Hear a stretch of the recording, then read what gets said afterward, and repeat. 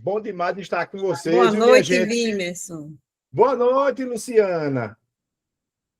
É uma satisfação muito grande ter vocês por aqui, viu?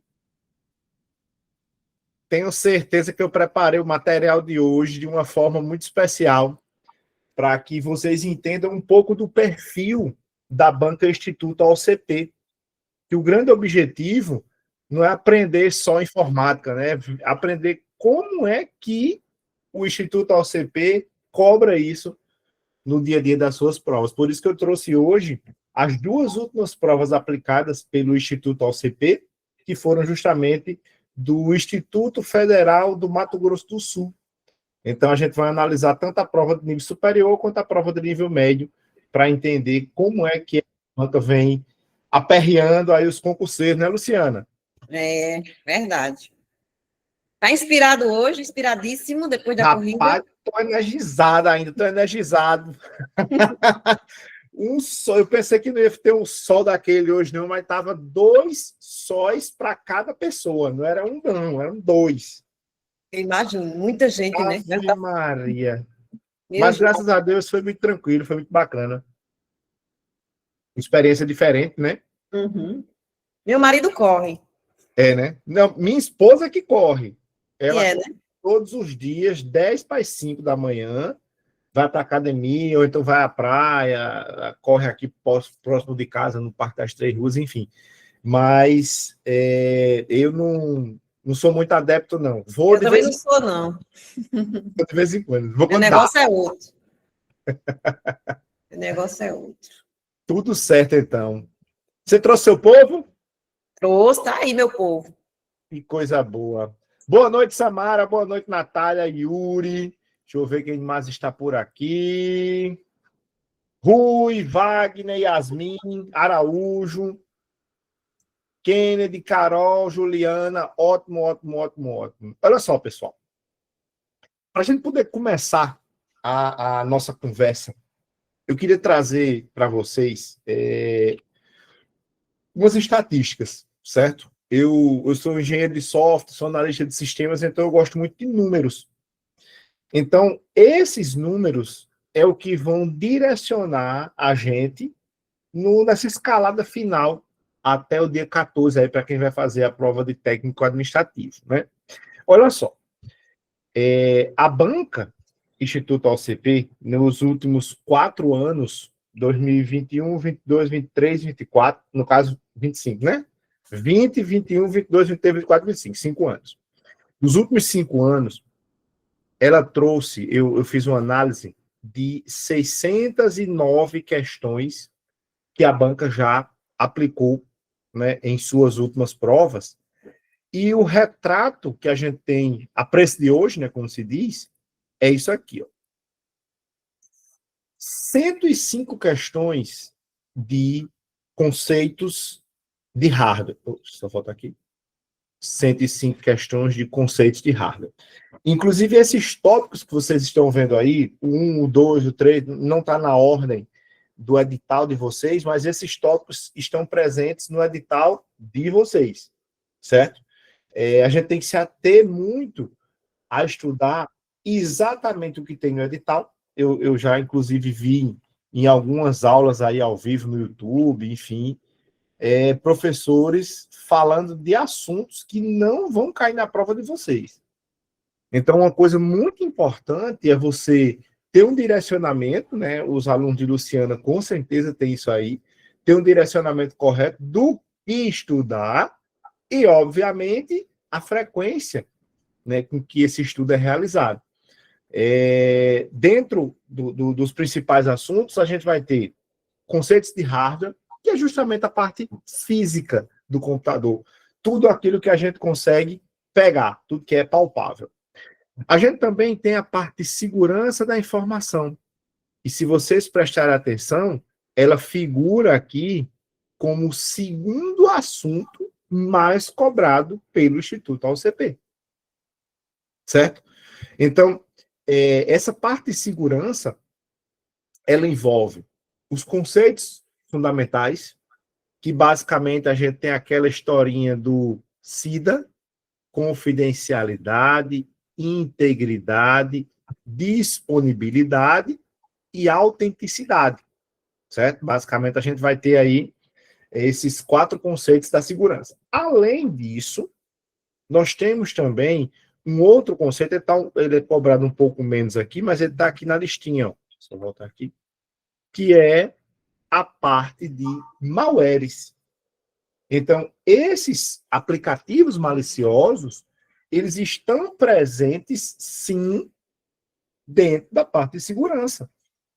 Não tem como a gente estudar os conceitos de segurança sem entender quais são as ameaças. Então, dentro dos malwares, a gente vai ter, por exemplo, o ransomware, a gente vai ter o vírus, o worm, o cavalo de Troia, enfim. Então, vamos ter aí várias e várias derivações.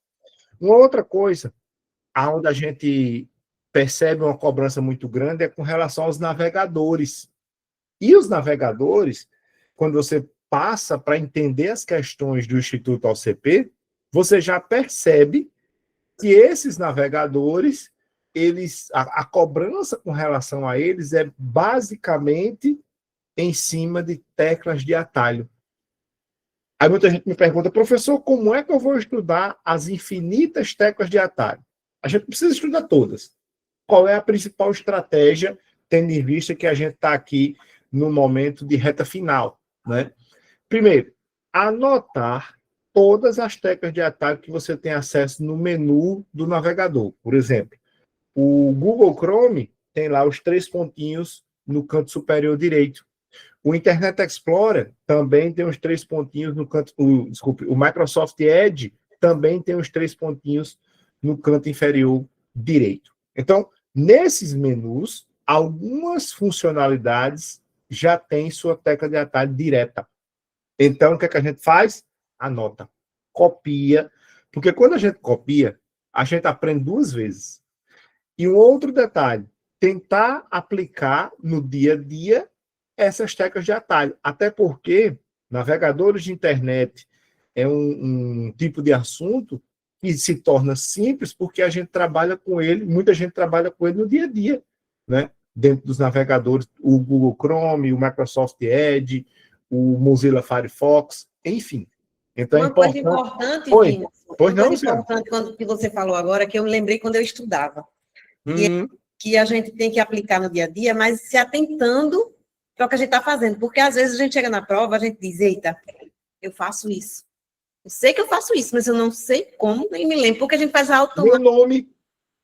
nome. Isso. Então, assim, é preciso fazer isso, agora sempre tentando focar no que está fazendo, sempre se lembrando do que está fazendo para memorizar aquilo ali, né? Perfeito, perfeito. Então, assim, pessoal, eu trouxe essas estatísticas para a gente ter uma ideia, né, do que pode vir na prova de vocês. O Instituto AOCP ele vem se demonstrando muito linear com relação à cobrança dos assuntos, certo? Então, basicamente, a gente vai ter essa estrutura na prova de vocês. Vamos começar com as questões, porque a gente consegue discutir. Quem tiver dúvida, abra o microfone, levanta a mãozinha, abra o microfone e a gente tira aqui todas as suas dúvidas hoje, que eu preparei esse material para vocês com muito carinho. Bom, vamos lá para a nossa primeira questão do Instituto Federal do Mato Grosso do Sul, aonde ela trata justamente sobre o assunto mais cobrado, que é a parte de hardware, certo?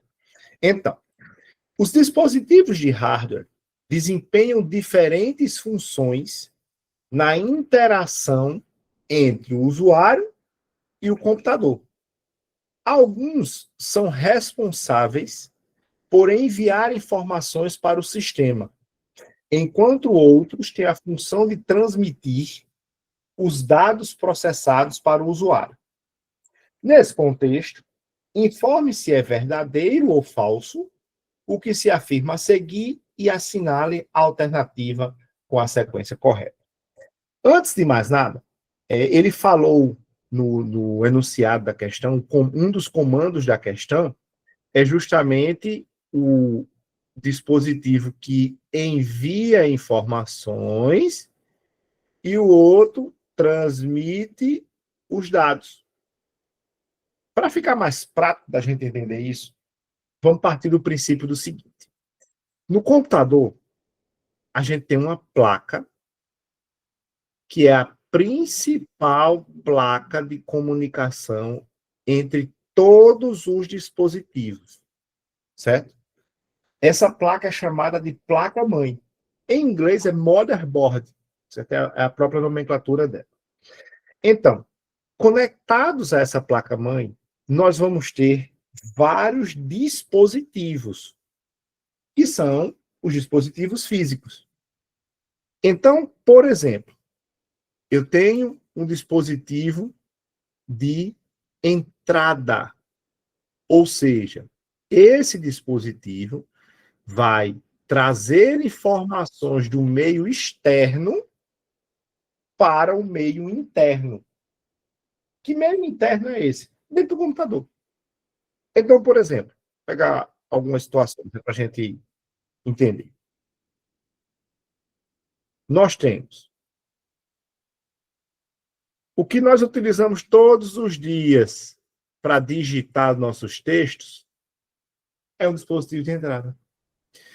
O que nós utilizamos todos os dias para apontar na nossa tela é um dispositivo de entrada. Certo? Então, tudo isso que a gente está discutindo aqui sobre os dispositivos de entrada, eles vão mandar informações para processamento. Certo, professor? Mas ele vai processar aonde? Não é? Olha só. Existe um componente conectado à placa-mãe do nosso computador. Opa, vou botar aqui. Chamado CPU. Ou seja, o nosso processador. Yuri, eu vou colocar assim, tá ok? Assim que finalizar a aula, eu coloco o material disponível para você lá no grupo. Pode ficar tranquilo e que eu disponibilizo, tá bom? Então, ó, o teclado e o mouse são dispositivos de entrada, são exemplos. Nós temos também, por exemplo, o scanner. Ele vai digitalizar documentos físicos e vai convertê-los em um padrão digital, certo? Tudo isso que a gente está falando aqui são dispositivos que pegam informações do meio externo e jogam para o meio interno. O que eu estou utilizando agora aqui com vocês, a famosa webcam, para vocês poderem me ver aí. A webcam captura a imagem, manda para processamento, joga para a internet, chega para vocês. E também nós temos, para poder vocês me escutarem, o microfone. Vou pegar alguns exemplos aqui para a gente também não se estender muito.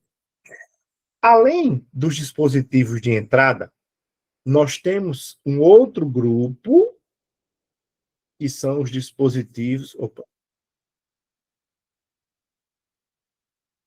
que são os dispositivos de saída. Olha só.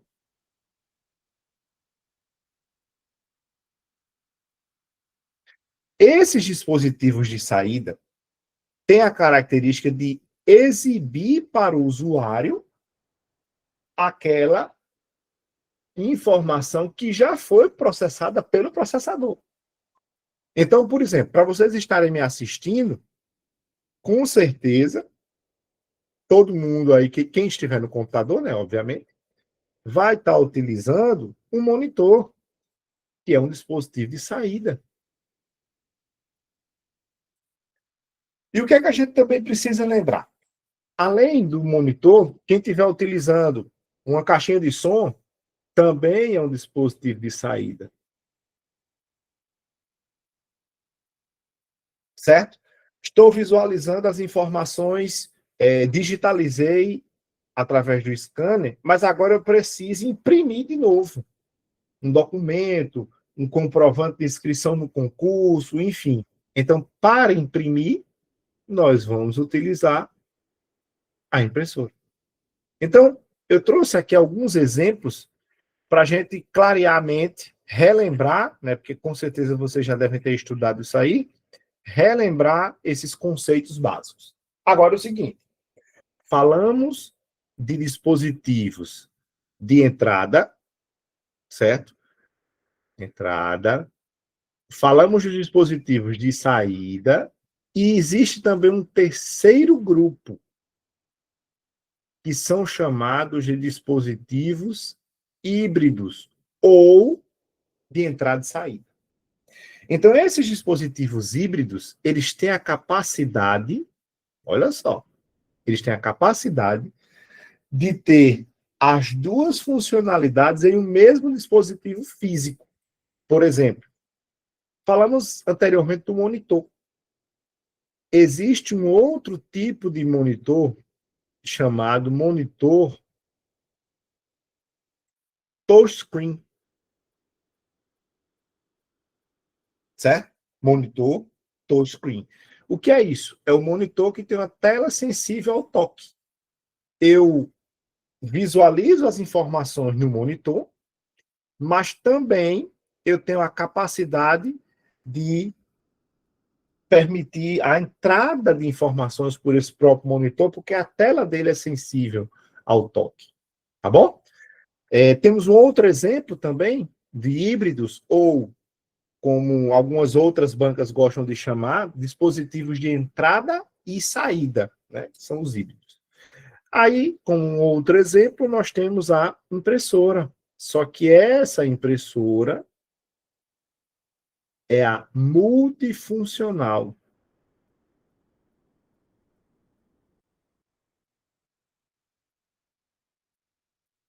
Ok? Essa impressora é a multifuncional. Tudo certo, minha gente? Entendido aí? Vamos voltar lá para a questão, né? Olha aí. Primeira afirmativa. O teclado permite a inserção de informações no sistema e é utilizado para entrada de dados digitados pelo usuário. Então, é entrada sim ou não? Verdadeiro, como o Isa colocou aí para a gente, né?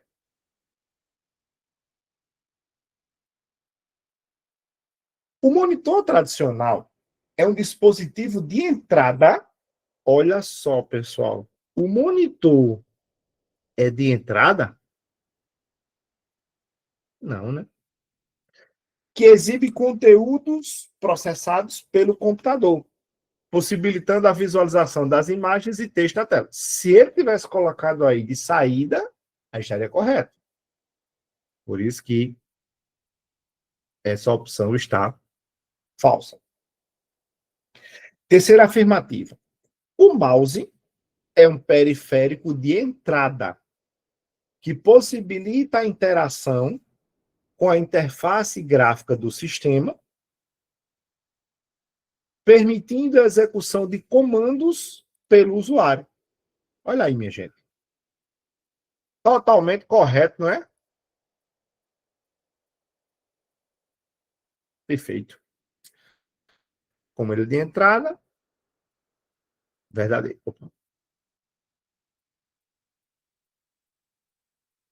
Por último, o alto-falante é um dispositivo de entrada. Não. De saída. Ele reproduz o áudio capturado pelo microfone ou produzido, né, por alguma música, alguma coisa. Então, temos verdadeiro e falso. Primeira questão, letra A. E como vocês devem ter percebido, essa questão faz parte justamente aqui dos conceitos de hardware, que é o assunto mais cobrado pela banca. Vamos lá para a questão número 2. Os softwares antivírus utilizam diversas técnicas para identificar, prevenir e remover ameaças digitais. Ó, essas ameaças digitais, elas também podem vir com a nomenclatura malwares. Tranquilo? Pode acontecer de vir essa nomenclatura aí. Então, letra A. O método de varredura baseado em assinaturas é eficaz na detecção de malwares previamente conhecidos, mas tem limitações na identificação de novas ameaças ou variantes de malware. E aí, minha gente, certo ou errado isso aí?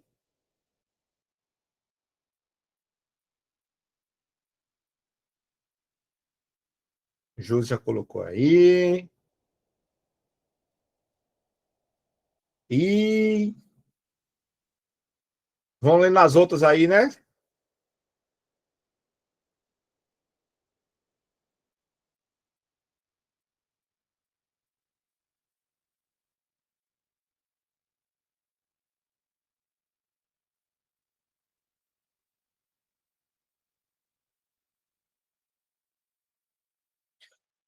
Vamos falar um pouquinho de teoria disso aí? Olha só. Quando a gente fala de antivírus, eu vou até voltar aqui só para mostrar uma coisinha a vocês. Lembre-se que o antivírus está dentro da parte de segurança, não é? Comprovando aí que as estatísticas elas vão sendo sempre trabalhadas nas questões. Olha só. Presta atenção. O antivírus, ele é um aplicativo que tem a função de fazer varredura e verificar se existe alguma ameaça aí no nosso dispositivo, certo? A função dele é essa. Porém, hoje em dia, nós temos duas formas que, na verdade, os antivírus se apresentam em duas formas de trabalho diferentes. Uma forma de trabalho é o antivírus fazer uma análise, vou colocar aqui, comparativa.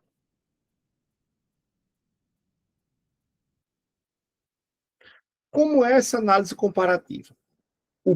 O antivírus, quando a gente instala um antivírus, ele traz consigo um banco de dados. Esse aqui direito.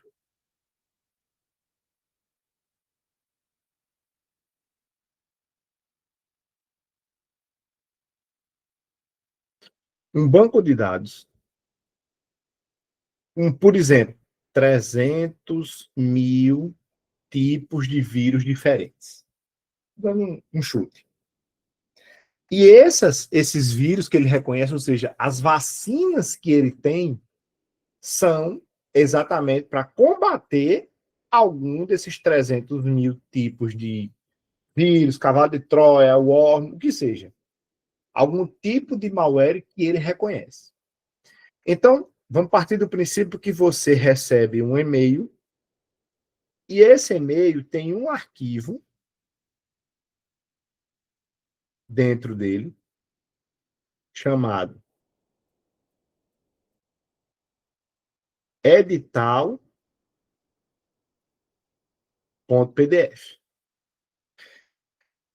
Primeira pergunta: existe a possibilidade desse arquivo estar infectado com alguma ameaça? Não, pessoal, porque esse arquivo ele é somente leitura. Ele não vai executar nenhum tipo de ameaça, ele não vai executar nenhum tipo de. Não vai rodar nenhum tipo de script dentro do seu computador. Agora, a gente já envolve aí a parte do sistema operacional Windows com as extensões de arquivos. Presta atenção. Se o arquivo que você baixou tem a extensão exe, perceba que isso não é um PDF. Isso aí é um aplicativo. Exe é um arquivo executável. Então, o que é que vai acontecer? Imagine se esse arquivo vem com uma ameaça, um vírusinho ali de brinde nele. Olha o problema que vai causar. Então, Quando esse arquivo chega no seu computador, certo? Quando esse arquivo chega no seu computador, a primeira coisa que você tem que fazer é fazer uma validação, certo? É uma validação. Essa validação é feita, por exemplo, na análise comparativa. Então, o edital foi analisado por aqui. Se a gente está percebendo aqui, vou até colocar de outro cor, que tem um vírus aqui, ó, dentro do arquivo. Estou percebendo aí. Se esse vírus fizer parte daquela lista de 300 mil tipos de ameaças diferentes que ele reconhece, o antivírus vai dizer, epa, esse arquivo vai estar infectado. Vamos parar aqui e decidir o que é que vai fazer com ele. Agora, presta atenção. Se esse vírusinho aqui, que a gente está supondo, não fizer parte do banco de dados com 300 mil definições de vacinas de ameaças diferentes, o antivírus vai dizer o quê? Tá tudo ok, pode usar esse arquivo. Olha o perigo que a gente está correndo. Por quê? Se surgir uma nova ameaça, a lógica é essa, pessoal. Surgiu uma nova ameaça. O banco de dados do meu antivírus já vai estar atualizado para ela? Óbvio que não. A empresa vai ter que identificar, a empresa fabricante, desenvolvedora, Avast, Kaspersky, Avira, AVG, enfim, vai precisar identificar essa nova ameaça, criar uma vacina para essa nova ameaça e disponibilizar uma atualização para todo mundo. Então, esse processo aí é longo. Consequentemente, se eu não tiver um cuidado extremo no acesso aos sites, em baixar aplicativos ou arquivos de locais 100% confiáveis, eu corro o risco de infectar minha máquina. Então, essa é uma análise que o antivírus faz. Nós temos um total de 2. Qual é a outra análise que o antivírus faz? O antivírus vai trabalhar com uma análise heurística.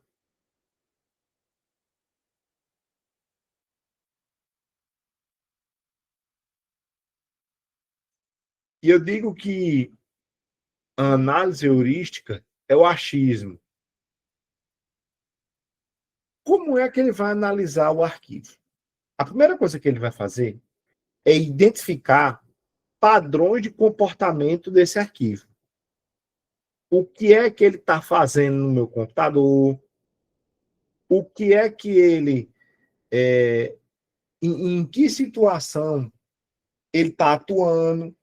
Porque, por exemplo, se é um arquivo um arquivo PDF, por exemplo, ele não vai solicitar informações dos últimos acessos que eu fiz, do meu histórico de navegação, ele não vai solicitar informações dos meus cookies, certo? Não vai, de forma nenhuma. Consequentemente, isso já, se um arquivo tiver com esse tipo de conduta, já configura uma flag, né? Já configura uma informação para a minha avaliação heurística atuar. Então, a avaliação heurística atua justamente dessa forma. Ela vai olhar o comportamento do arquivo, baseado naquele comportamento, ela dizer, epa, isso aqui é uma ameaça. Vamos ver o que a gente faz. Quando a análise comparativa identifica alguma ameaça, ela apresenta uma janelinha para o usuário. Olha só. Da seguinte forma. Ela vai me dar a opção de limpar o arquivo. Tem um antivírus que ele fala com a gente, ele diz assim, uma ameaça foi detectada.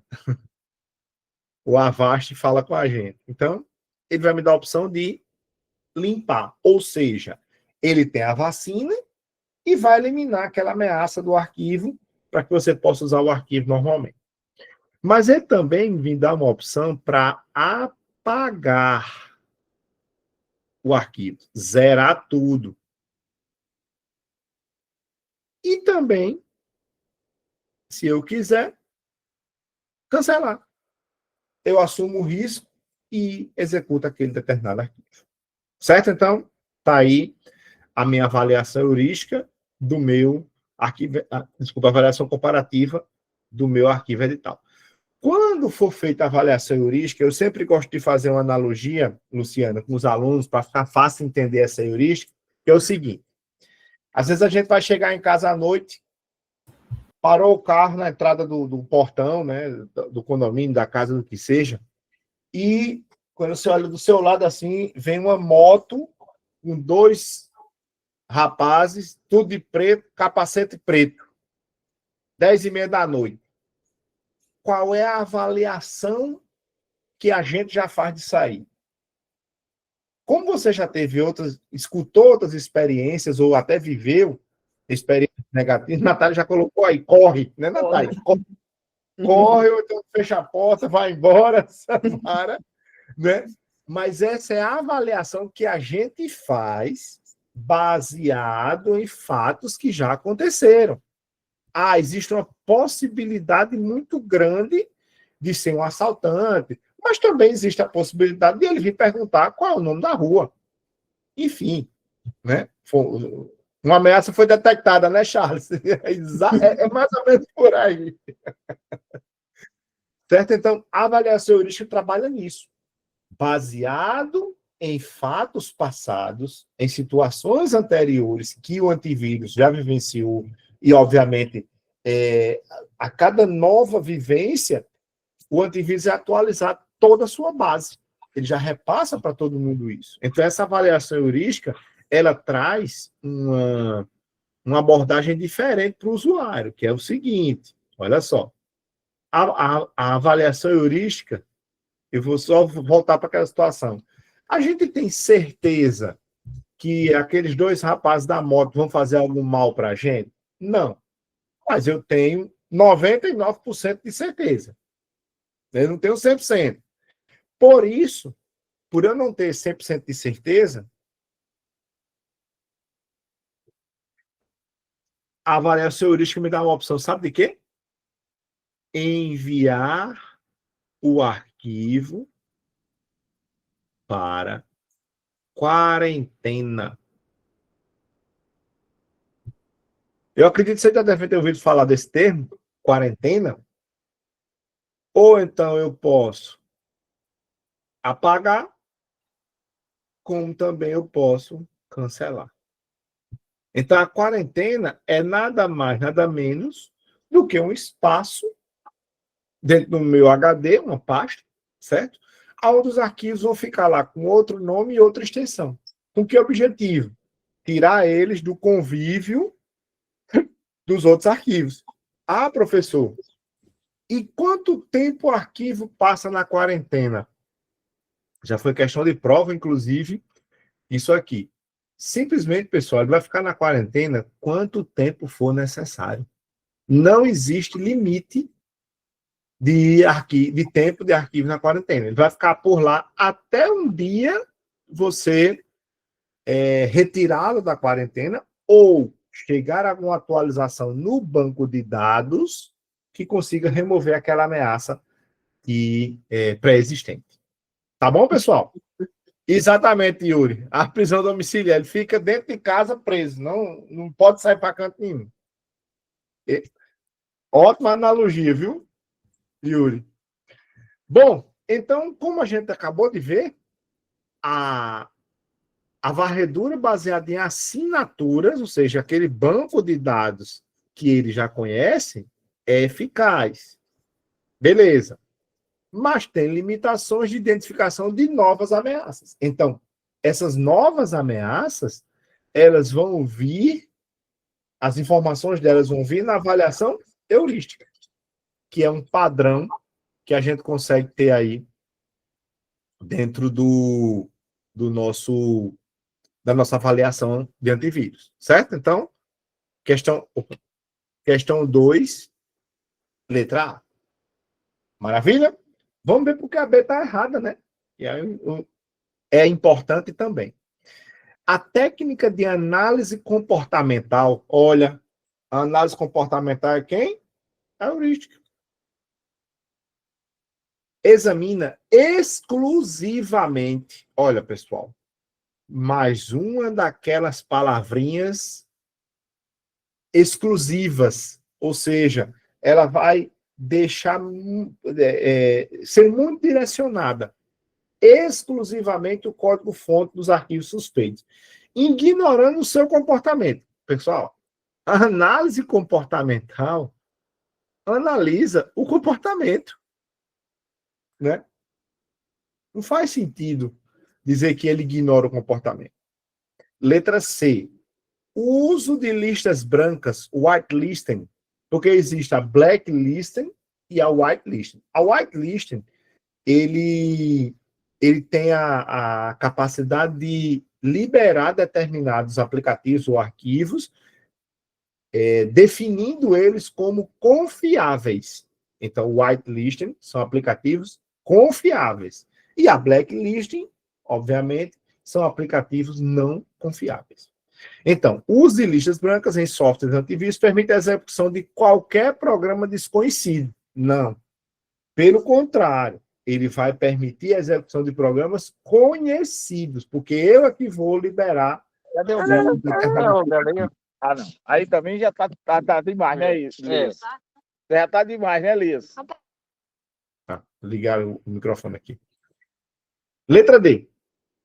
Um antivírus eficiente deve operar apenas sob demanda, evitando impacto no desempenho do sistema durante a execução.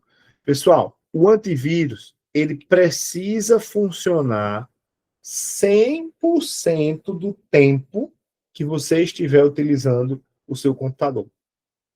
Não vai ser naquele momento, deixa eu ativar aqui o antivírus para ver se está tudo ok, depois eu desligo ele. Não. Ele fica o tempo inteiro, ele é um processo contínuo. Ele não para de funcionar em momento nenhum. Tá bom? E a letra E, a proteção baseada em nuvem elimina totalmente a necessidade de qualquer outro método de detecção, como análise comportamental ou assinaturas locais. Pelo contrário, pessoal, existe a proteção baseada em nuvem, mas ela tem que ser levada em conjunto, né? Ela tem que ser utilizada em conjunto com esses outros dois modelos, que são os aplicativos instalados no nosso computador. Tá bom? Luciana, vamos lá? Vamos lá, para Vimerson respirar um pouquinho, deixa eu contar alguma coisa diante de tudo que eu estou vendo aí Vimerson falando, que eu acho importante eu conversar com vocês. Porque tem algumas pessoas aqui que não me conhecem, eu acredito, e eu fui aluna de Vimerson há 9 anos. E eu estava achando engraçado, Vimerson, porque você fazia essas aulas, né, presenciais, lembra? Isso. Me lembro de sair daqui de casa de noite, chegar aqui quase meia-noite, às vezes a gente ficava até meia-noite nas aulas, né? E eu era ratinha das aulas de Vimerson. Tudo que eu aprendi de informática foi com Vimerson. Passei em 2 concursos federais, estudando com as aulas dele. E aí eu estava aqui me lembrando, né? Eu fico passando um filme na minha cabeça. Que às vezes a gente chega na aula já tendo feito a questão, né? Eu me lembro que eu chegava nas aulas de questões e algumas questões eu já tinha feito. Já tinha feito muitas questões. E aí, só que quando a gente vai escutar Vimerson falando, comentando, dando uma verdadeira aula em cima de um tópicozinho desse, e envolve muito mais coisa. Então, eu acho que vale muito a pena, mesmo se vocês tiverem feito essas questões, porque são questões novas, né? Do Instituto Mato Grosso. Então, aproveitem muito essas orientações de Vimerson, inclusive nas questões erradas. Eu acho que isso é muito importante. E ele falou uma coisa super, super, super que vocês precisam levar para qualquer disciplina na prova. As palavrinhas aí, cuidado com essas palavrinhas. Exclusivas apenas, né, Vimerson? Tem palavrinhas, essas palavrinhas costumam atrapalhar a gente na hora da prova, então é se ligar nisso. Às vezes a gente perde uma questão por conta disso aí. Então, fiquem muito ligados nisso aí, tá certo, minha gente? Tudo certo, Luciana. Totalmente pertinente sua observação, porque, como você falou, não adianta a gente saber só qual é a correta, porque não vai vir outra questão exatamente igual a esta. Não vai vir. Justamente. Vai vir uma questão parecida com o mesmo assunto, como a gente, inclusive, viu nas estatísticas. Então, o objetivo é a gente entender o geral, né? A gente entender no geral. Justamente.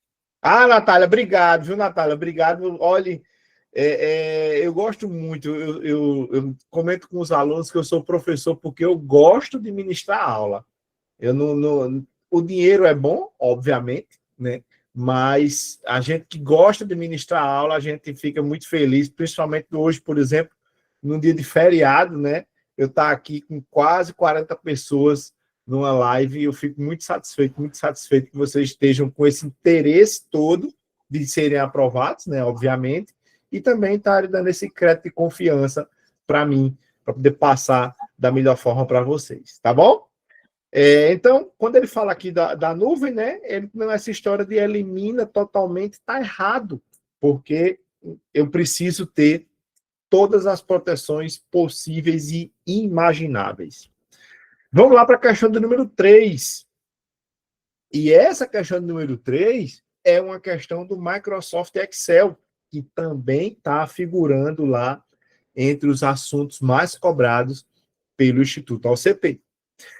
Mariana é analista de recursos humanos no IFMS e recebeu uma planilha do Microsoft Excel 365, versão em português do Brasil, contendo informações sobre novos servidores ativos da instituição.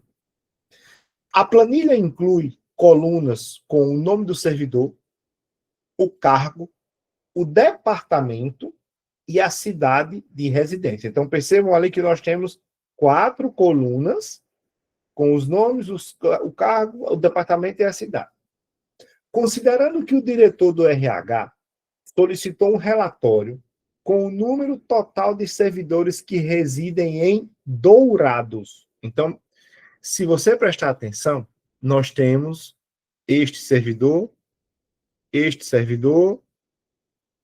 que reside na cidade de Dourados. Temos 2, né? Mas, obviamente, precisa ser automatizado isso aí. Para planejar a logística da disponibilização dos equipamentos de trabalho e que Mariana precisa contar quantas vezes o nome da cidade aparece na coluna correspondente da planilha, ou seja, na 4ª coluna, que é a coluna da cidade. Qual das seguintes formas é a correta para atender essa solicitação? Então, olha só. Antes de mais nada, vocês devem ter percebido que essa planilha não veio com a identificação da letra da coluna, nem do número da linha. Pelas alternativas, já percebemos que nome do servidor é a coluna A, cargo, a coluna B, departamento, a coluna C e cidade, a coluna D. Por quê?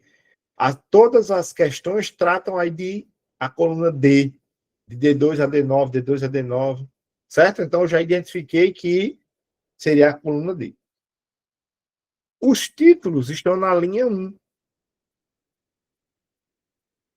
O nome Fernando, Davi, Cláudia, Gustavo e assim sucessivamente.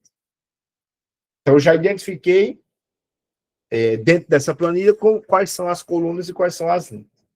Agora, vamos para a outra parte, que é ela, Mariana, que é analista, né, precisa contar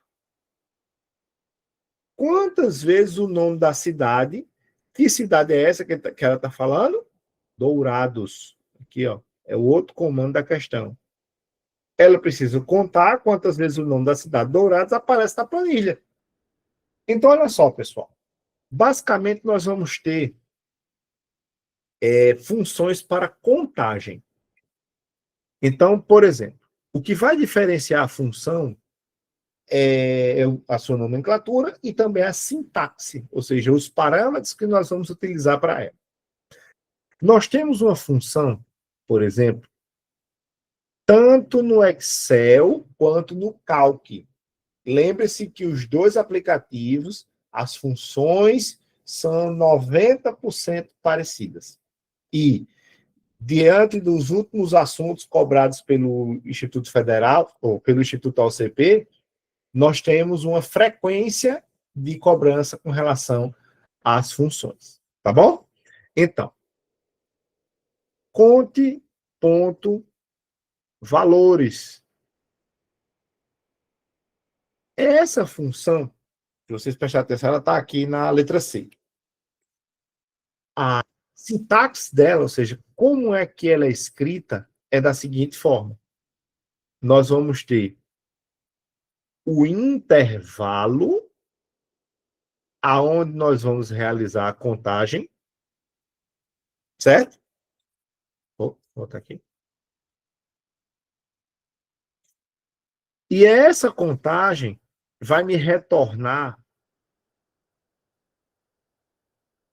Pronto. E essa contagem vai me retornar todos os tipos de valores que estão dentro das células.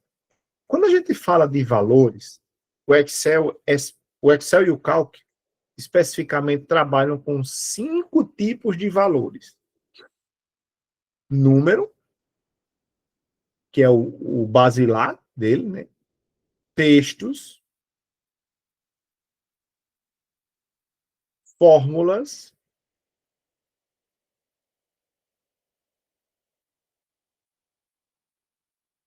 funções e datas. Essas 5 formas, né, que a gente está trazendo aqui, esses 5 tipos de valores são contabilizados pela função conta e valores. Porém, existe uma outra função, que é a função conte.num. Como o próprio nome já diz, ela vai contar número, texto, fórmula, função e data? Não. Ela vai contar somente os números. Eu vou especificar o intervalo para ela. Conte números. Beleza? Tem mais? Sim. A gente, na questão, está necessitando identificar uma palavra específica em um intervalo de células. Então, para isso, existe uma função chamada conte.se.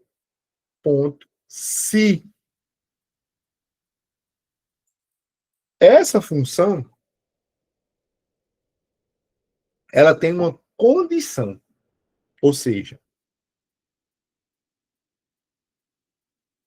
eu vou especificar o intervalo, é um parâmetro, né?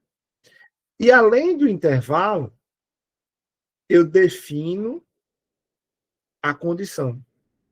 Que nesse caso, né, na situação da questão, é a palavra dourados. Eu quero pesquisar, contar quantas vezes a palavra dourados aparece. Então, olha só.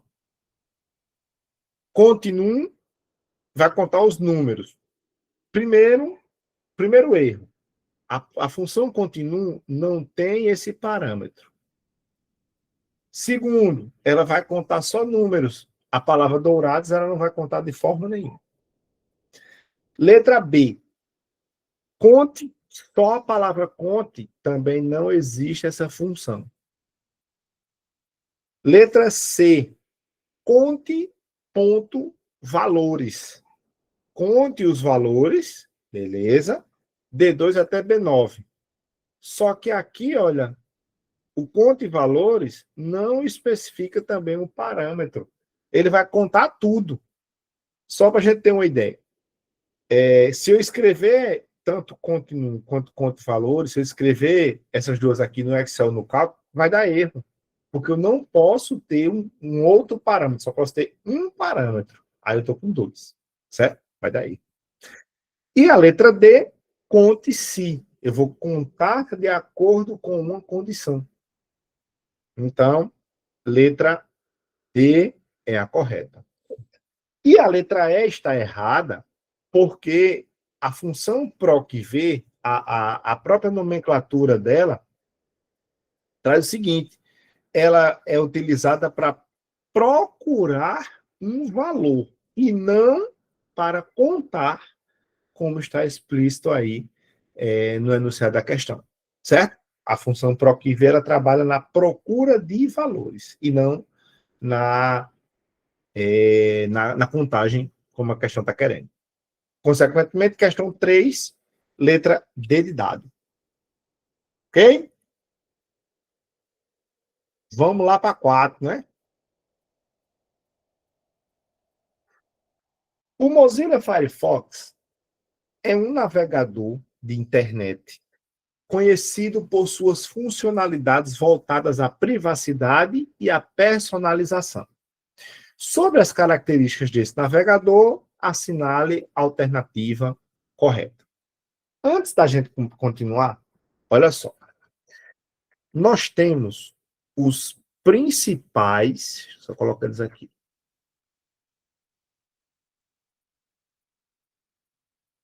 Navegadores.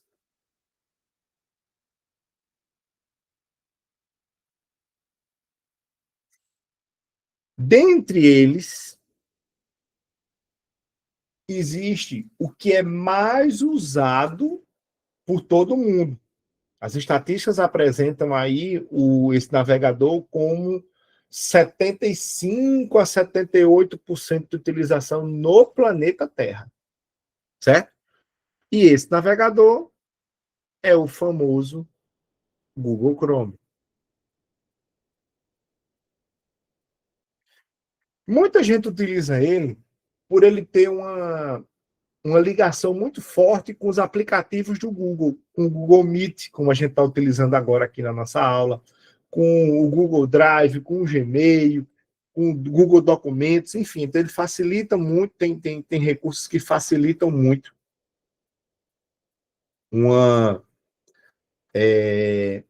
o trabalho com as ferramentas do Google, certo? Porém, a Microsoft também tem um navegador que passou, inclusive, há pouco tempo por um processo de reformulação. Na realidade, não foi nenhuma reformulação. Foi criado um novo, que é o Microsoft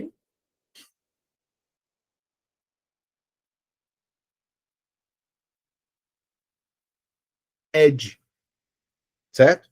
Esse Microsoft Edge, ele tem justamente a mesma característica do Chrome, navegar nas páginas da internet. Porém, existem funcionalidades mais específicas. Por exemplo, no Microsoft Edge existe um botão que é o do Copilot, que é a própria inteligência artificial da Microsoft. Então, já vem integrado no Microsoft Edge. Luciana, você está usando inteligência artificial para o seu povo já, Luciana? Sim, já estou usando. Tem que usar, né? Hoje em dia não tem como escapar, não. É a ferramenta, né? Inclusive, eu não sei se todo mundo viu lá no meu Instagram, mas eu coloquei semana passada, não, já faz umas 2 semanas que eu coloquei um PDF com 3 prompts já prontos para copiar e colar, para que vocês usem no dia a dia dos estudos de vocês. E esses 3 prompts, um deles tem a capacidade de fazer a análise do edital e trazer, né, os principais tópicos baseados justamente em provas anteriores da banca para você estudar o que é que você precisa estudar. O segundo, eu chamo ele de criador de questões infinitas, que é um prompt onde você vai alimentar a inteligência artificial e lembre-se, pessoal, é qualquer inteligência. Esses prompts que eu fiz, eles são genéricos para qualquer inteligência. Grok, ChatGPT, Copilot, Cloud, enfim, qualquer uma delas. Você, nesse segundo prompt, você vai alimentar provas dentro da inteligência e ele vai começar a criar questões baseadas no estilo das questões que você alimentou. E o outro prompt, né, o terceiro, é justamente o prompt para a criação do cronograma de estudos personalizado, baseado no seu tempo, que é a quantidade de assunto que você tem, o seu nível de concurseiro, se é básico, intermediário, avançado, enfim. Então, esse PDF está lá, gratuito para vocês no meu Instagram, só comentar lá 3 prompts e o robozinho já dispara para vocês o PDF, tá bom? Então, só voltando. Google Chrome, Microsoft Edge como navegador. Nós temos também o que está na questão, né, que é o Mozilla Firefox.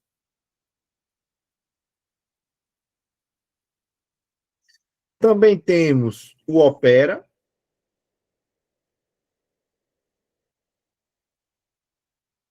O Safari.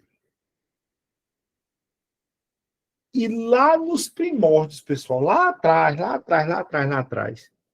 a Microsoft tinha esse aqui, ó. O Internet Explorer. Que ele foi substituído pelo Edge. Tranquilo? Então, vou voltar aqui para a nossa questão, né? Então, sobre as características do Firefox, assinale a alternativa correta. Essa eu vou deixar aí para vocês responderem aí no chat. Ficar aqui no aguardo.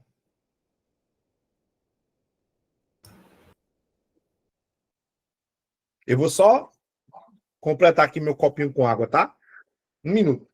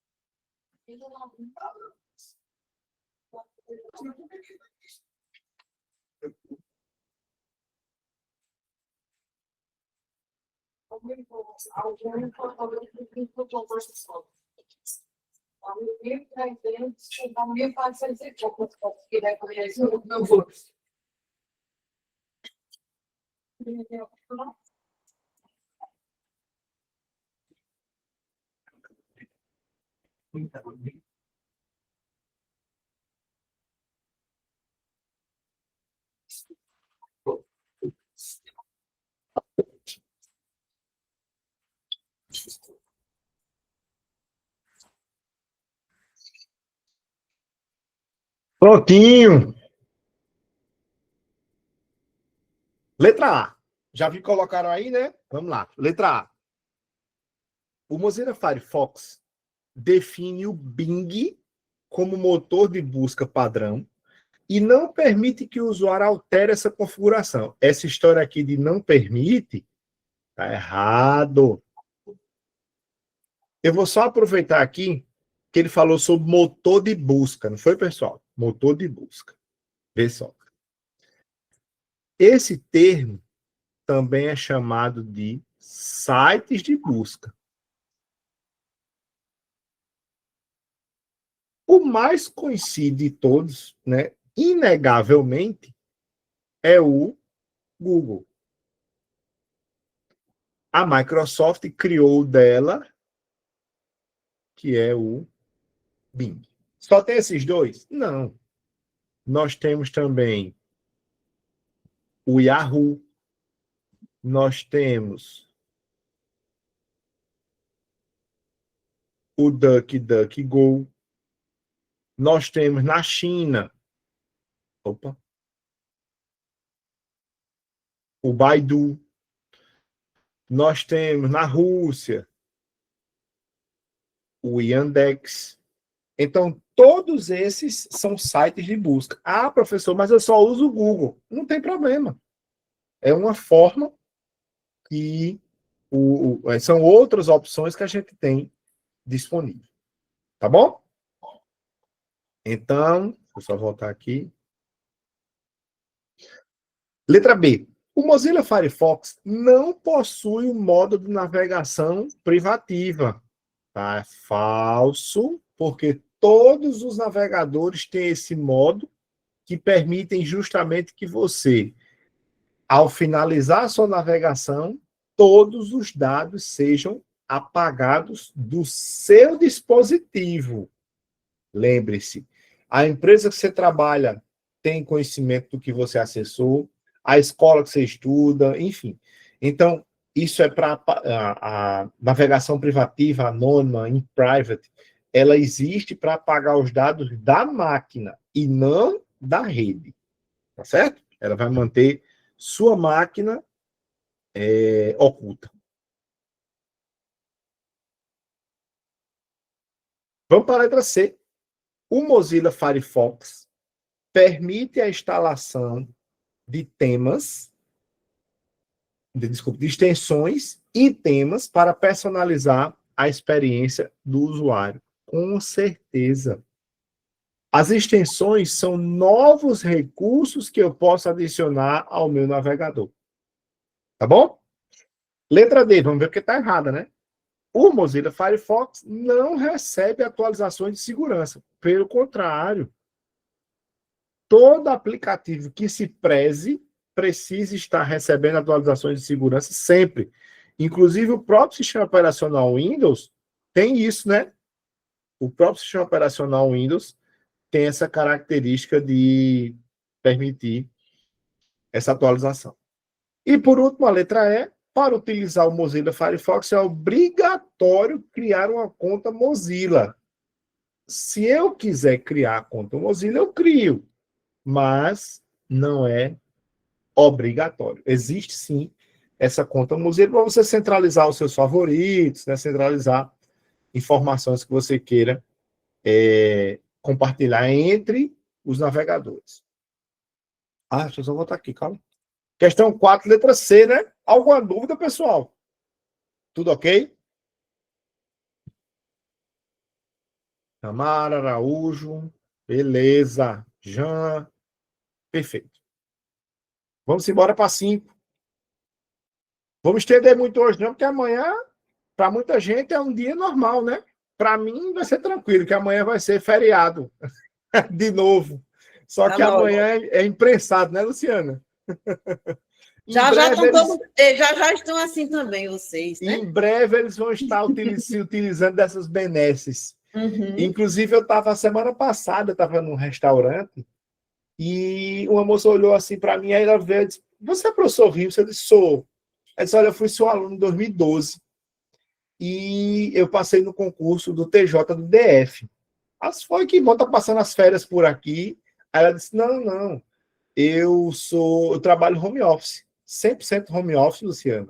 Tá e ela vendo aí? foi lá, o ano passado ela foi lá 2 vezes do Distrito Federal. Então Olha ela só. tem salário de Distrito Federal e mora mora aqui. em João Pessoa.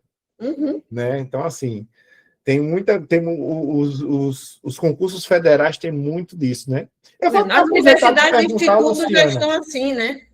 Eu vou até te perguntar, que eu sempre comento com isso com os alunos, o teletrabalho é uma realidade já no IF? Sim, no IF e nas UFs, completamente já. Tanto, né? Tanto nas federais quanto nos IFs quanto nas universidades. Tanto os dois. Que coisa boa. E para quem entra, não precisa esperar o estágio probatório. Com 1 ano já pode começar. Você pode solicitar? Aí depende do gestor Depende do aprovar. setor, né? Depende do setor. Entendi. Dependendo do setor que você foi enquadrado, a partir de 1 ano já solicita. A partir de 1 ano já pode entrar no teletrabalho. Muito bom, muito bom. Maravilha mesmo. Uhum. Vamos lá para a questão número 5, não é? Deixa eu ver quem estava. Eita, é mesmo, né, Yuri? Quem está rico é Belmar, né?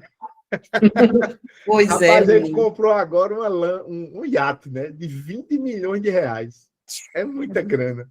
E tá certo ele mesmo, dinheiro é feito para gastar. Se a gente tivesse, a gente gastava, né, não, Luciana? Com certeza. Vamos lá.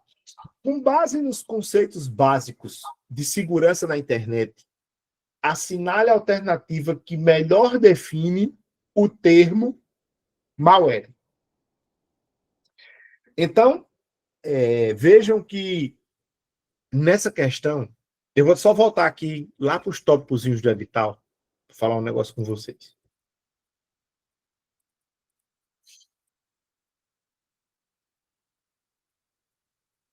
Olha só. Segurança da informação é um tópico, que é o 13, desmembrado, né? E malware é um outro tópico que tem dentro de vocês. Vejam que eles separaram os dois tópicos, mas nessa questão, todos os dois vieram agrupados. É uma questão que envolve dois tópicos da prova, que é também uma característica muito comum do Instituto OCP fazer isso, tá? E aí, quando ele fala sobre malware, qual é a melhor definição que a gente tem nessa questão? Letra A. Um tipo de hardware é uma peça do computador? De jeito nenhum. Yuri já colocou aí, né, Yuri? É um conjunto de programas legítimos. Não, pessoal. São programas maliciosos.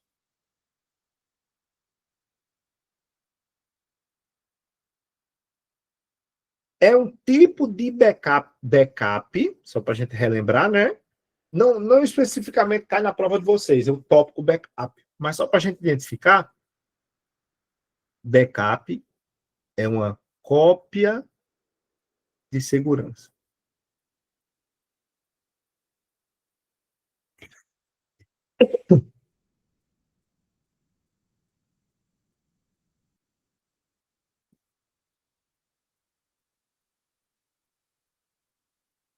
Então, é um tipo de backup que armazena apenas arquivos multimídia.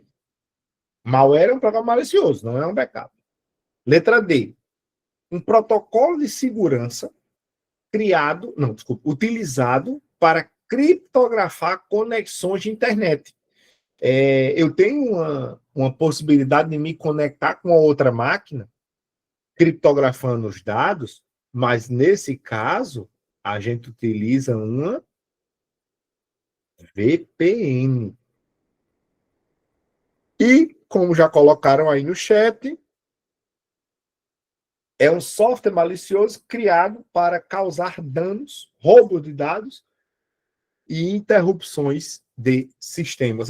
Essa questão é mais objetiva, é mais tranquila.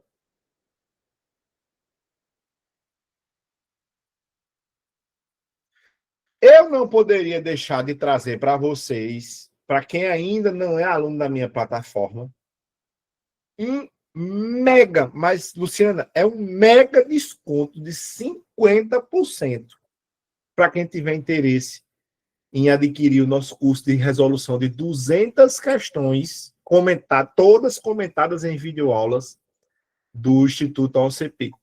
Maravilha. Certo? Então, Maravilha. tá aí. Eu vou deixar o link, depois eu vou colocar lá no grupo o link. Mande para mim ainda não também, que eu adquiriu. vou mandar. Vou te mandar aí, manda o cupom também, Mande. porque aí o pessoal já se inscreve, já começa a estudar. E lembrando, Sandra, hoje são 10, Sandra. Total de 10 hoje, tá? Só lembrando, na última semana, a gente também vai ter a super revisão, ou seja, vai ser a nossa semana turbo, aonde a gente tem aula todos os dias, certo? De segunda a sexta, aula teórica e prática, ou seja, a gente vai ver teoria e vai ver questões durante a última semana, num ritmo frenético, viu, Luciana? É aula todo dia, tem aula na plataforma, justamente para você... Passei por isso, só que presencial, viu? Agora tá fácil demais, né? Não, beleza. Você estuda a hora que quiser. Muito bom. Rapaz, eu vou para o trabalho. Bota aqui a videoaula, fica assistindo quem se desloca de ônibus. Vou colocar aqui. Estou com 2 horas de almoço. Almoço 1 hora, assisto 1 hora de aula. Vocês estão vendo aí o que é que Vimenson está dizendo? Meus alunos sabem bem direitinho o que você disse agora, que eu digo direto. Aproveitar o tempo que você tem no dia. Exatamente. 2 horas de almoço, almoça em uma só. Ou até menos, não é não?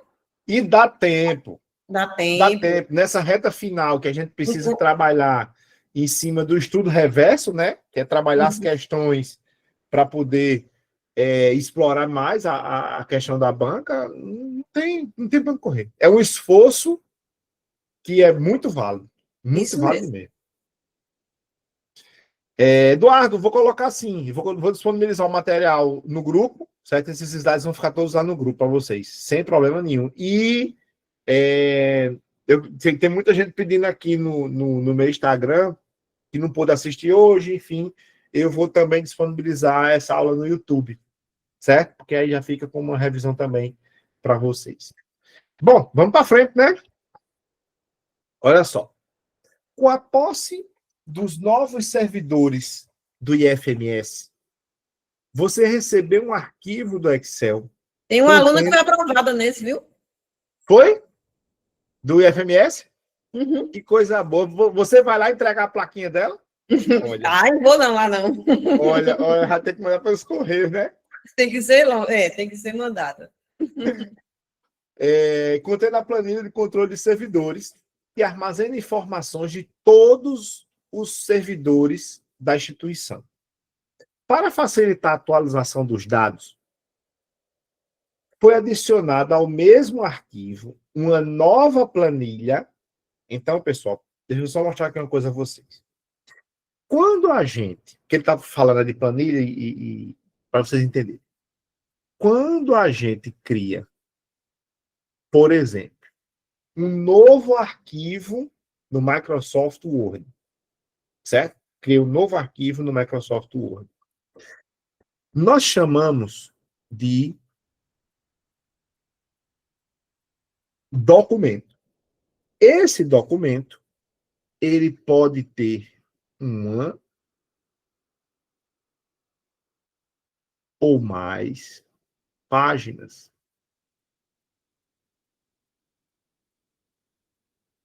Certo? Criei um arquivo no Word, normalmente a gente chama de um novo documento, e dentro dele nós temos uma ou mais páginas. Quando a gente cria um arquivo no Excel, a nomenclatura desse arquivo, o arquivo em si, ele é chamado de pasta de trabalho.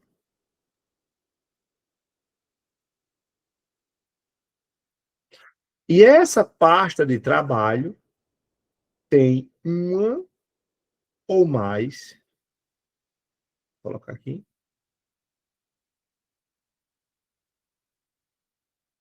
planilhas.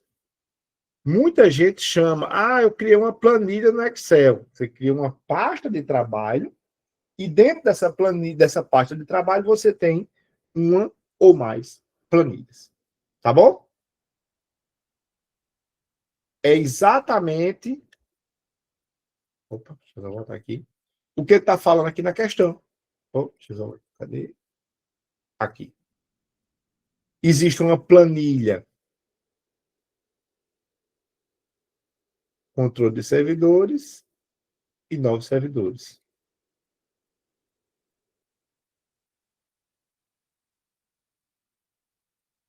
Beleza? Então vamos lá. A coluna A contém os CPFs de todos os servidores. A coluna B contém o nome de cada servidor, obviamente correspondente ao seu CPF. A tabela de dados na planilha novos servidores está no intervalo A2 até B100. Então, nós temos aqui, por exemplo, A e B, né? 2 até o 100. Nas duas, nós vamos ter aqui 100, no caso, 98 servidores, 98 servidores nesse intervalo. Ok? 98, não, 99 servidores nesse intervalo, que o A2 inclui ele também. 99 servidores nesse intervalo. Então, durante a atualização da planilha controle de servidores, que é anterior, que já existia, foi identificado que falta o nome do servidor correspondente a esse CPF aqui, né, que é o CPF fictício. E já está digitado na célula D2. Então, lembre-se, nós temos 99 servidores em uma planilha, porém, cada um tem nome e CPF diferente. Em uma outra planilha está faltando o nome de um servidor. Eu só tenho o CPF. Então, eu tenho que, na planilha novos servidores, fazer uma busca nesta planilha por quem? Pelo CPF. Certo? Primeira coisa, o CPF está em qual célula? D2. Então, D2 é o CPF e vai ser procurado na outra planilha. A coluna A da planilha tem o CPF. A coluna B, o nome. Certo? Então, em linhas gerais, deixa eu só apagar aqui para eu deixar melhor, mais claro para vocês.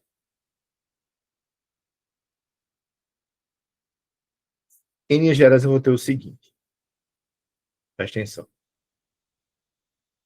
A coluna A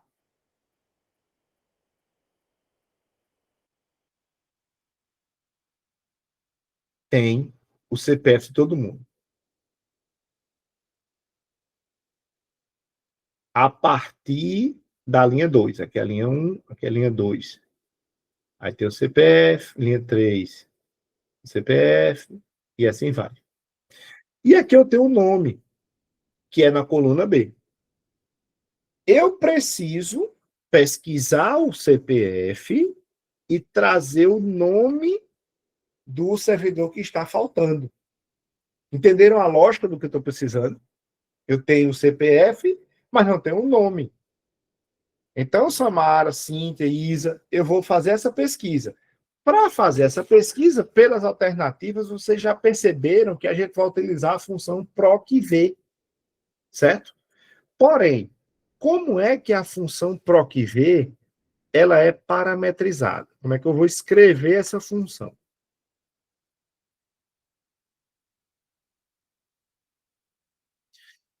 Ela tem 5 parâmetros, certo? Se vocês olharem aqui nós temos vários parâmetros aqui, ó, D2, novos servidores, tal. Beleza? E quais são esses parâmetros? O primeiro, eu disse 5, desculpa, são 4 parâmetros. O primeiro deles é, se eu estou procurando valores, o primeiro vai ser o valor procurado. O que eu quero procurar.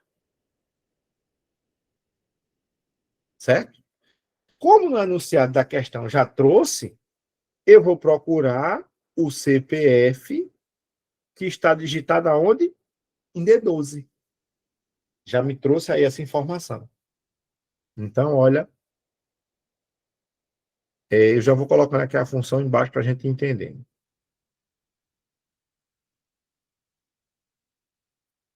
O que eu quero é D2. É D2? É D12. D2, tá certo. D2.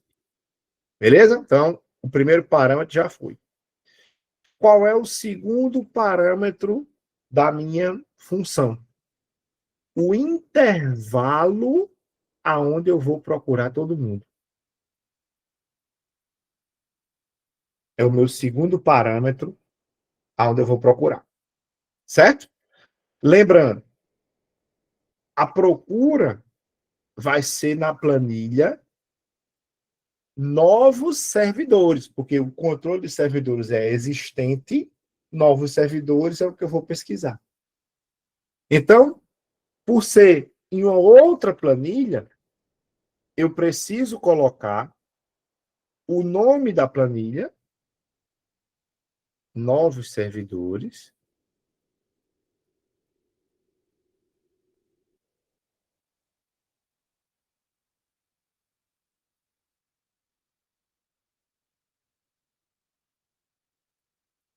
exclamação.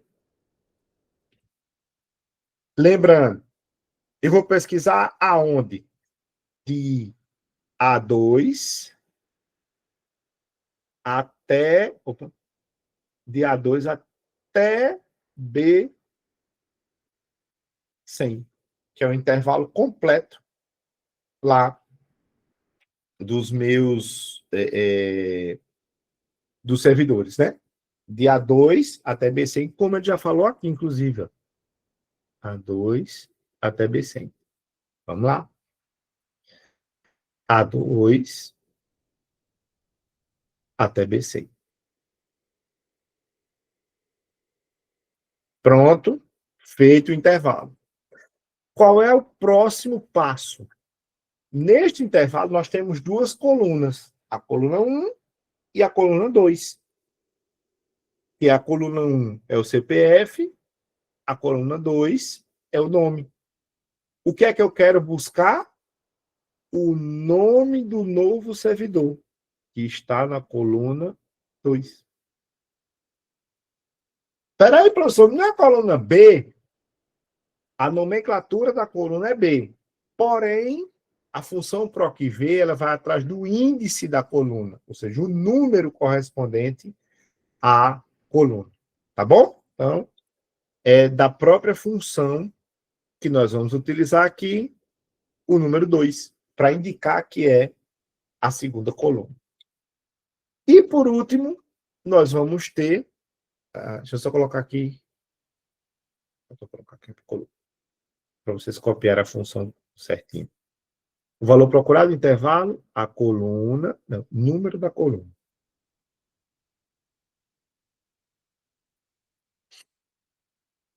Número da coluna.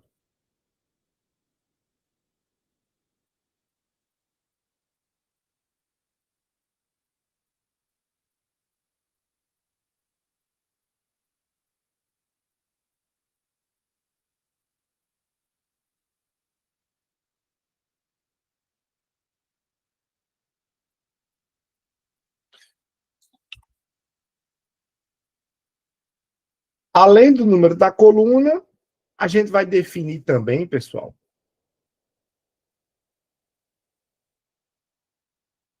como vai ser a procura. Se eu vou procurar exatamente por um valor ou se eu vou procurar por um valor aproximado. Certo? Então, o último parâmetro, né, vai ser o tipo da consulta. Se vai ser uma consulta aproximada ou exata.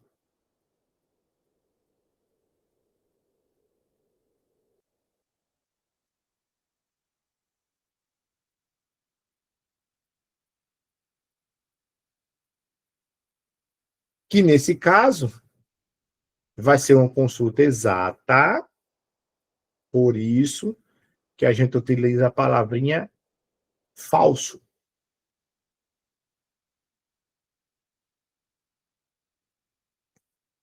Eu confesso a vocês que essa realmente não é uma questão simples. Certo? O que a gente precisa entender aqui é quais são os parâmetros da função PROC-V. Tá certo, pessoal? Não, realmente não é uma questão simples, mas quando a gente entende que os parâmetros da função, deixa eu só puxar ela aqui, são o valor procurado, o intervalo, o número da coluna e o tipo da consulta nesta ordem, a gente facilita muito. Já foram cobradas 3 questões com a função PROC-V. É comum? Não. Vocês viram que tem mais de 100 questões do Excel e não é normal vir em todas elas. Pode vir? Pode. Existe a possibilidade? Sim. Mas eu acredito que venham outras funções, como as funções de contagem, com mais frequência. Tá bom?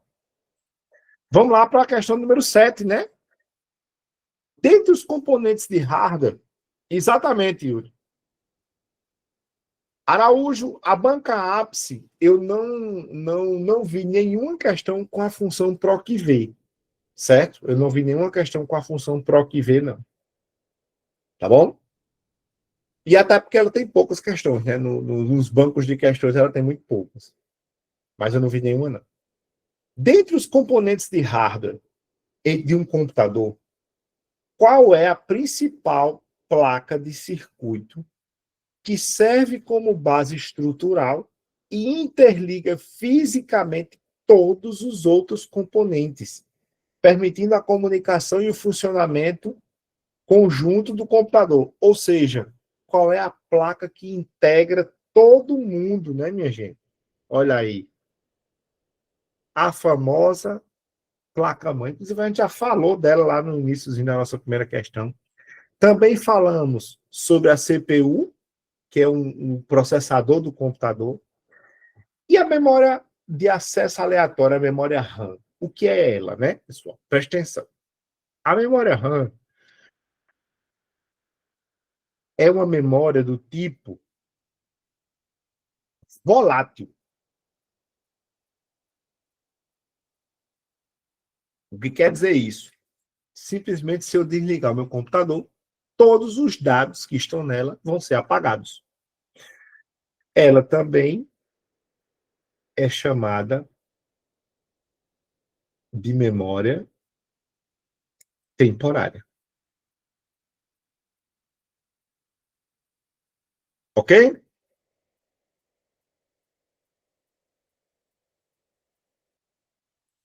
Placa de vídeo, como o próprio nome já diz, ela é responsável pelo processamento de vídeo do computador. E o disco rígido, diferente da memória de acesso aleatório, ele é um dispositivo de armazenamento deixa eu só colocar aqui.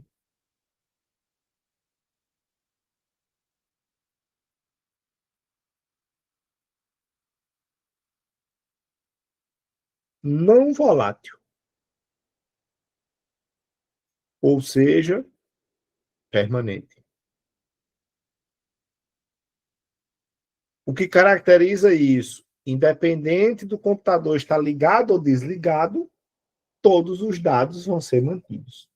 Tá bom? Então, a gente já tinha comentado anteriormente sobre a parte de hardware, né? Letra D de dado. Vamos lá para a questão de número 8. Os mecanismos de busca, que a gente também já falou, inclusive, deles, né? São ferramentas que ajudam os usuários a encontrar conteúdos na internet. Qual é a principal função de um site de busca? Letra C, né, como já colocaram aí, mostrar resultados de sites com base nas palavras pesquisadas. Eu queria só acrescentar uma coisa para vocês. O seguinte, o Google, por exemplo, ele, no momento que a gente faz uma pesquisa, ele não varre a internet à procura dessa informação, não. O Google, antecipadamente, as nossas pesquisas, ele utiliza um sistema de crawlers, que são robôs que vão mapeando todos os sites da internet. Tudo que tiver na internet, esses robôs, eles vão mapear e vão salvar no banco de dados do Google.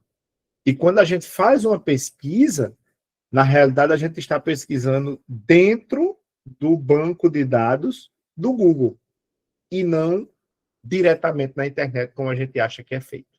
Tá bom? Então, mas Charles, tem robô para tudo, né? Hoje em dia a gente tem robô até para limpar a casa, aquele robozinho que faz a limpeza da casa, quanto mais para o restante, né? Vamos lá para a questão 9. Também é uma questão do assunto que a gente já trabalhou anteriormente, né? Que são os navegadores. Vamos lá. Diversos softwares podem ser utilizados para acessar conteúdos disponíveis na internet. No entanto, os navegadores de internet são programas desenvolvidos para interpretar, e exibir as páginas da web, permitindo que os usuários interajam com sites e conteúdo online. Com base no exposto, o navegador de internet que não, ó a palavrinha aqui, ó, não recebe mais atualizações para o sistema operacional Windows, é o qual que deixou de ser suportado pelo sistema, o Internet Explorer. Só lembrando, pessoal, que se alguém baixou essa prova, a questão não era essa questão ela foi anulada, certo? Eu só fiz uma alteração para poder a gente ter uma resposta para ela, mas não tinha a opção Internet Explorer na questão, tá bom? E o gabarito oficial é outra alternativa, mas eu fiz a alteração para poder a gente entender que é possível, sim, ter resposta para ela. Vamos para a última, que envolve, novamente, o assunto de segurança, né? A segurança na internet é essencial para proteger dispositivos e informações contra ameaças digitais.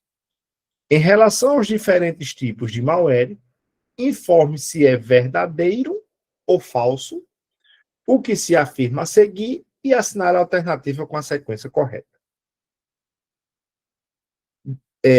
Primeira afirmativa. Phishing é um tipo de malware. Pessoal, aqui já está errado. Porque phishing não é um aplicativo. Phishing é um golpe.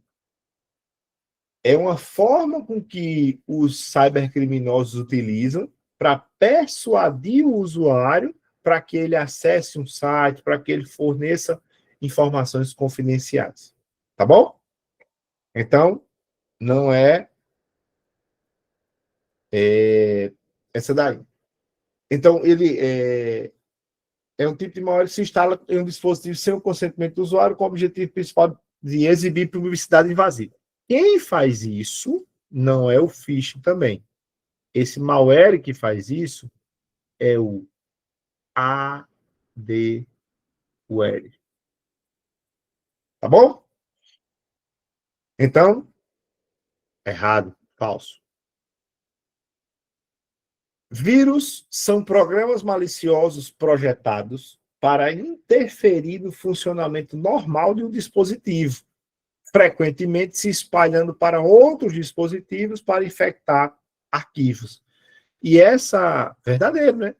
E essa característica do vírus depende do usuário. O usuário final vai estar ali, ó, clicando para poder o vírus ter essa ação. Ransomware, então, essa palavrinha ransom aqui, pessoal, em português,